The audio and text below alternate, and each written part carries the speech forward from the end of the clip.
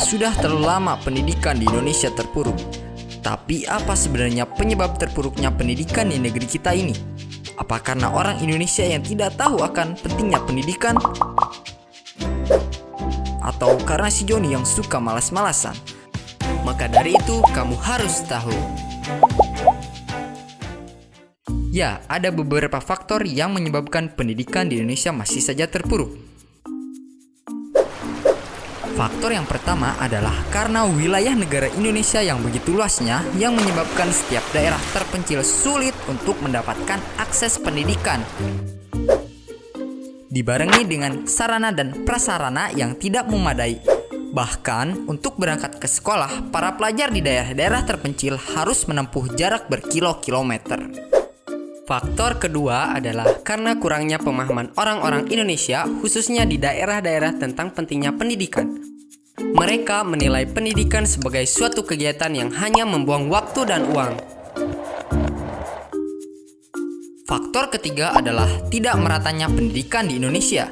Meskipun pemerintah sudah menggembar-gemborkan program pemerataan pendidikan, tapi pada kenyataannya masih saja kesenjangan itu masih belum bisa diatasi. Banyak rakyat kecil yang nggak bisa sekolah. Jargon sekolah gratis itu, ngimpi, tetap aja harus pakai duit. Faktor yang keempat adalah malas.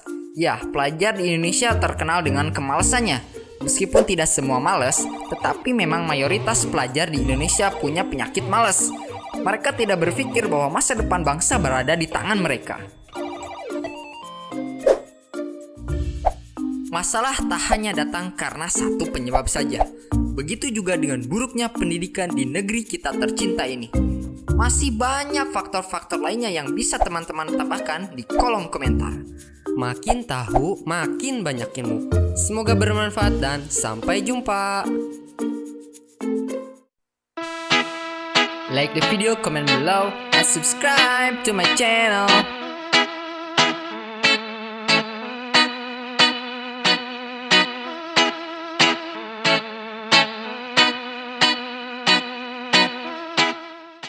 Baiklah, saya akan menyampaikan argumentasi saya tentang penyebab pendidikan di Indonesia terpuruk. Terpuruknya pendidikan di Indonesia karena Indonesia masih menganut sistem DDCH, yaitu duduk, diam, catat, dan hafal. Hampir semua teori tersebut kita pelajari atau kita hafal. Indonesia, sistem pendidikannya antara lain, murid hanya harus bisa semuanya pelajaran, bagaikan anak disajikan berbagai macam makanan dalam satu sendok makan, dan anak harus bisa menelan itu semua. Manusia Indonesia masih melihat kepentingan berdasarkan ranking, gelar, dan lain-lain. Pemerintahnya beradu saling ingin mengunggulkan diri sehingga setiap ganti pemerintah pasti kebijakannya baru lagi.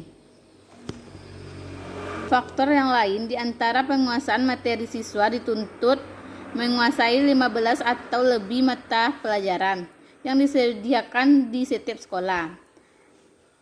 Hal itu membuat bukan membuat siswa menjadi pintar, malah membuat pikiran siswa menjadi kacau.